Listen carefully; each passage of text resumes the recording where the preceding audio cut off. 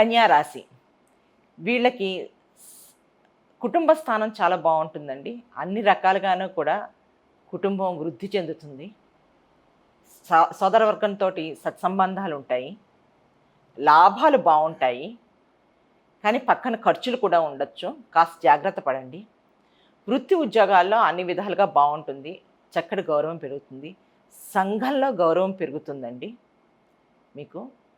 ఇంతేకాక ఆస్తులు, చరాస్థిర ఆస్తులు కొనాలి అనుకుంటే కనుక మీకు చిన్న పెద్ద సమస్యలు రావచ్చు, అడ్డంకులు రావచ్చు.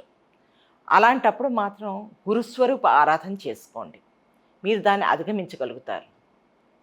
సంతానం అన్ని రకాలుగా మీకు తృప్తిని ఇస్తారు. వాళ్ళు చక్కటి ఎదుగుదలను చూపిస్తారు. మీకు గర్వకారణం అవుతారు.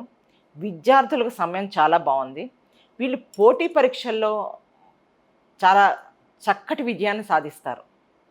ఏ రకం కాంపిటేటివ్ ఎగ్జామ్స్కి వెళ్ళినా కూడా విజయం సాధించగలుగుతారు. అంటే ప్రిపేర్ అవ్వద్దని కాదండి, ప్రిపేర్ అయితే కనుక చాలా చక్కటి విజయం వాళ్ళు సాధించగలుగుతారు.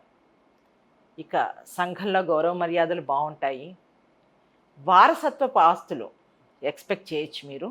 అవి ఏమన్నా పెండింగ్లో ఉన్న మీ చేతికి వచ్చే అవకాశం బాగా ఎక్కువగా ఉంది. తీర్థయాత్రలు, ఇక దైవ దర్శనాలు బాగానే జరుగుతాయి.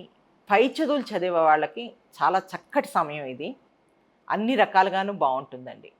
వాళ్ళు ఎందులో ఏ బ్రాంచ్లో వాళ్ళకి కావాలనుకుంటే అందులోనే వచ్చే అవకాశం చాలా బాగుంది.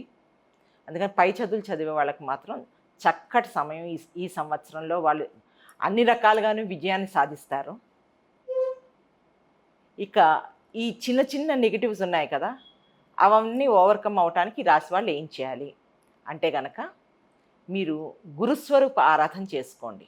మీకు ఇష్టమైన గురుస్వరూపం షిర్డీ బాబా కానీ, రాఘవేంద్ర స్వామి కానీ, దక్షిణామూర్తి కానీ, ఇట్లా మీ ఇష్టమైన గురుస్వరూప ఆరాధన మీరు చేసుకోండి. మీకు ఏ సమస్య లేకుండా ఈ సంవత్సరం అంతా గడుస్తుంది.